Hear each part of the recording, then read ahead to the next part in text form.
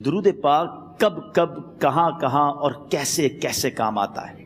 ایک بہت ہی خوبصورت واقعہ، بڑا ایمان افروز واقعہ ہے جو میں آپ کے سامنے پیش کرتا ہوں۔ ایک دوست نے اپنے ایک دوسرے دوست کو قرض دیا، اور جب اس نے قرض دیا تو وہ قرض ایک بڑی اماؤنٹ تھی، 3000 دینار۔ وہ ٹائم آ گیا جب اس ٹائم وہ قرض لینے کے لیے اپنے دوست کے پاس گیا کہ بھائی مجھے میرے پیسے واپس دو، تو اس نے کہا کہ پیسے تو نہیں ہے میرے پاس، میں کولیپس ہو گیا ہوں، بزنس اب میرا ختم ہو گیا ہے، میں تمہاری رقم نہیں دے سکتا۔ اس نے ایک اور ٹائم دے دیا اسے کہ ٹھیک ہے اب اتنے دنوں کے بعد میں دے دوں گا۔ وہ ٹائم بھی گزر گیا، اور جب وہ ٹائم بھی گزر گیا تو اس کے بعد اس دوست نے کہا کہ اب تو پیسے دے دو بھائی، میرا ٹائم پورا ہو گیا ہے۔ پھر نہ دے سکا ٹائم۔ آخر کار معاملہ جو ہے وہ کورٹ میں چلا گیا، قاضی کے پاس چلا گیا۔ اب قاضی نے جس کو پیسے دینے تھے اس کو بلایا اور کہا کہ بھائی آپ کو اس کے پیسے دینے ہیں؟ کہتا ہے ہاں پیسے تو دینے ہیں۔ تو کہا پھر دیتے کیوں نہیں ہو؟ کہا پیسے ہیں ہی نہیں، کاروبار ہی ختم ہو گیا ہے، قرضہ تو لیا تھا، اب میرے پاس بچا ہی کچھ نہیں ہے۔ تو کہا اچھا اب یہ بتاؤ کہ کب دو گے، کیسے دو گے؟ اس نے کہا بس میرے پاس پیسے ہی نہیں ہیں۔ تو کہا اب تمہارے پاس 30 دن کا ٹائم ہے، 30 ڈیز میں یا تو اس کے پیسے لوٹا دو یا 30 دن کے بعد تمہیں قید کر دیا جائے گا۔ یہ شخص اب گھر آیا، پیسے تو تھے نہیں، مگر شاید علماء نے لکھا کتابوں میں، یہ واقعہ کئی بڑی بڑی کتابوں میں لکھا اور درود پاک کے فضائل کی بڑی بڑی کتابوں میں لکھا، اور اس شخص نے سوچا کہ اس نے ایک حدیث پاک پڑھی ہوئی تھی کہ جس میں نبی پاک علیہ الصلوۃ والسلام نے فرمایا ہے، جس کا مضمون ہے کہ جو شخص پریشان ہو، مصیبت زدہ ہو، اسے چاہیے کہ مجھ پر کثرت سے درود پاک پڑھے، کیونکہ درود پڑھنا مصیبتوں اور پریشانیوں کو لے جاتا ہے۔ اب اس عاشق رسول نے سوچا اور تو کچھ ہے نہیں، اب میں درود پاک پڑھنا شروع کرتا ہوں۔ صبح سے لے کر شام تک وہ درود پاک پڑھنے لگ گیا۔ 27 دن گزر گئے، only 3 days left، 3 دن باقی تھے قاضی کے پاس جانے میں۔ 27 دن گزر گئے درود پڑھتے پڑھتے۔ جب 28ویں رات آئی تو آنکھیں تو بند ہوئیں، مگر خواب میں اسے ایک آواز آئی، گھبراؤ نہیں، تمہارا قرضہ ادا کر دیا جائے گا، تمہارا مسئلہ سالو ہو جائے گا۔ صبح اٹھتا ہے، درود پاک پڑھ رہا ہے، مگر کہتا ہے یہ آواز سے تو مسئلہ حل نہیں ہوگا، پیغام کیا ہے اسے سمجھ نہ آیا۔ 28واں دن گزر گیا، 29ویں رات آ گئی، مگر اب آنکھیں بند ہوئیں اور قسمت جاگ اٹھی۔ نبی پاک صاحب لولاک صلی اللہ تعالیٰ علیہ وسلم خواب میں تشریف لائے، اور پیارے آقا صلی اللہ تعالیٰ علیہ وسلم نے فرمایا گھبراؤ نہیں، علی بن عیسیٰ وزیر کے پاس جاؤ، وہ تمہارا قرضہ ادا کر دے گا۔ اب یہ عاشق رسول صبح اٹھا تو ویری فریش، حشاش بشاش کہ اب تو کام ہو گیا، نبی پاک نے خواب میں آ کر بشارت دی ہے۔ مگر پھر ذہن میں سوال آیا کہ علی بن عیسیٰ کے پاس جاؤں گا تو ثبوت کیا ہے، پروف کیا ہوگا؟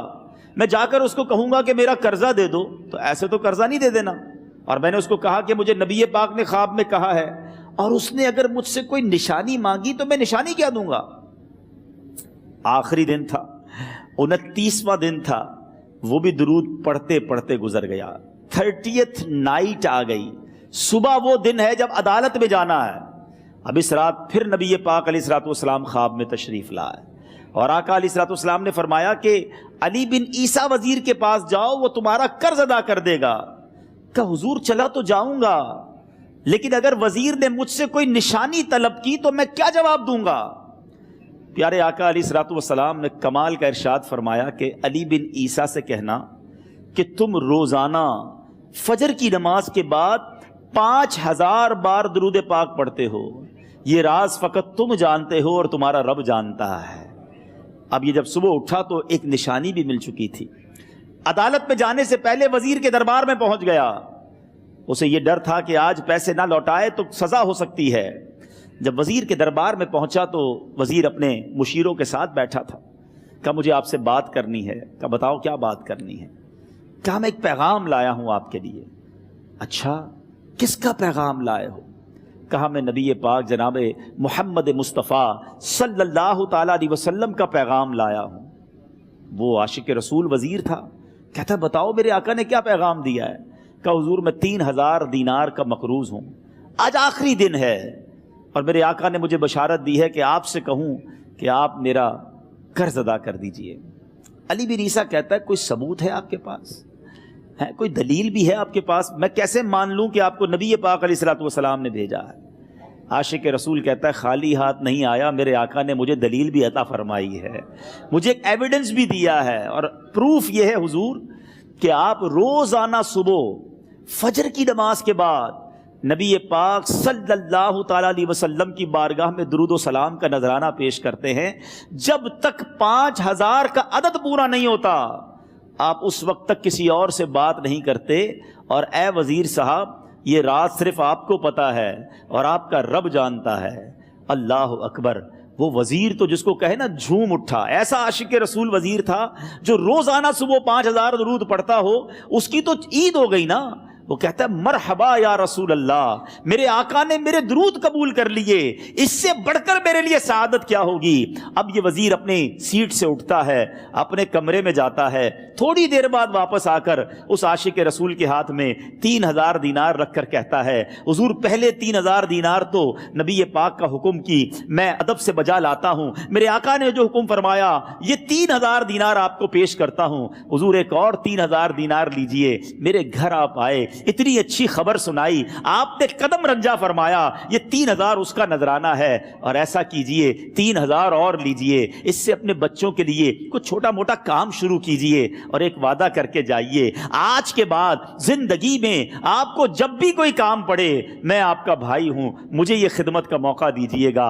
اللہ اکبر! وہ مقروض جو ایک رات پہلے 3000 دینار کا مقروض تھا، ہو سکتا ہے اس کے بیک آف مائنڈ یہ بھی چل رہا ہو کہ اب شاید کل میں نے جیل میں جا کر، عدالت میں جا کر گرفتاری دے کر جیل میں جانا ہے، مگر اب 9000 دینار ہاتھ میں ہیں۔ عاشق رسول جھومتا ہوا نبی پاک کی یاد میں گھومتا ہوا اب عدالت میں پہنچا۔ عدالت میں everybody expecting over there کہ آج اس نے آنا ہے اور آ کر کہنا یہی ہے کہ پیسے تو نہیں ہیں، گرفتار کر لو، مگر جا کر اس عاشق رسول نے 3000 دینار جج صاحب کے ہاتھ میں رکھ دیے۔ قاضی کہتا ہے پہلے تو یہ بتاؤ پیسے آئے کدھر سے؟ تم تو کہتے تھے غریب ہوں، تم تو کہتے تھے کاروبار نہیں ہے، ایک مہینے میں اتنی بڑی رقم کا انتظام کیسے ہو گیا؟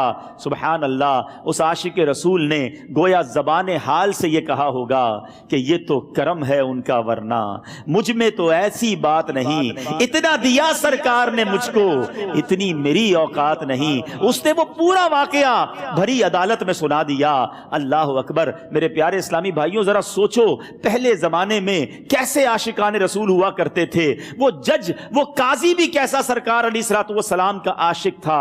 اپنی سیٹ سے اٹھتا ہے، بھرے دربار میں، بھری عدالت میں، وہ اپنے چیمبر میں، اپنے کمرے میں جاتا ہے، اور تھوڑی دیر بعد واپس آ کر اس کے ہاتھ میں بھی 3000 دینار ہیں، اور وہ 3000 دینار جو ہے وہ اس عاشق رسول کے ہاتھ میں رکھتا ہے کہ سارا ثواب علی بن عیسیٰ کیسے لے جائے، میں بھی تو نبی پاک کا غلام ہوں، میں تمہارا قرضہ میں ادا کرتا ہوں۔ اچھا، اب ایک اور عجیب سینیریو یہ بن گیا کہ جس نے کیس کیا تھا، جس نے دعویٰ کیا تھا، وہ بھی یہ سارا منظر دیکھ رہا تھا۔ کہتا ہے جج صاحب ذرا رکیے، میں بھی اپنے آقا کا امتی ہوں، اور ایک کام کیجئے، قلم کاغذ منگوائیے، اس عاشق رسول کا قرضہ ہی میں معاف کر دیتا ہوں۔ اچھا، اب عاشق رسول نے وہ واپس 3000 دینار جو جج صاحب نے دیے تھے وہ واپس جج صاحب کو دیے کہ حضور یہ پیسے آپ ہی رکھ لیں، قرضہ ہی معاف ہو گیا، اب آپ کے پیسے کا میں نے کیا کرنا ہے؟ جج صاحب کہتے ہیں جو پیسے نبی پاک کے نام پر نکالے ہیں اب مجھے واپس نہیں چاہیے، یہ بھی تم اپنے ساتھ لے جاؤ۔ اللہ اکبر! میرے میٹھے اسلامی بھائیوں، وہ عاشق رسول ایک رات پہلے 3000 دینار کا مقروض ہے، اب 12000 دینار لے کر گھر کو واپس جا رہا ہے۔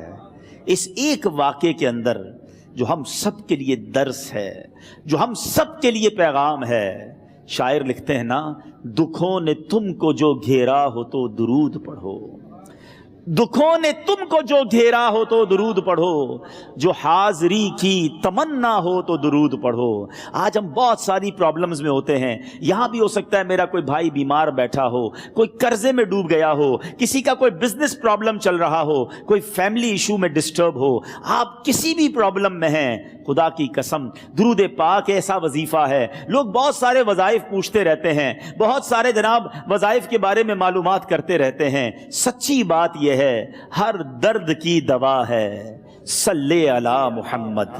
हर दर्द की दवा है सल्ले अला मुहम्मद। तावीज़ हर बला है सल्ले अला मुहम्मद। तो खुदारा अपनी ज़िंदगी में दुरूद पाक को शामिल कर लीजिए और आप बिलीव करें, जब आपने कसरत से दुरूद पाक पढ़ने शुरू कर दिए, आप अपनी आंखों से देखेंगे आपके प्रॉब्लम दूर हो रहे हैं, आपकी सेहत अच्छी हो रही है, आपके कर्जे उतरने शुरू हो गए हैं, रोजगार में आपके बरकत होना शुरू हो जाएगी, आपके चेहरे पे नूर आना शुरू हो जाएगा, आपकी ज़बान में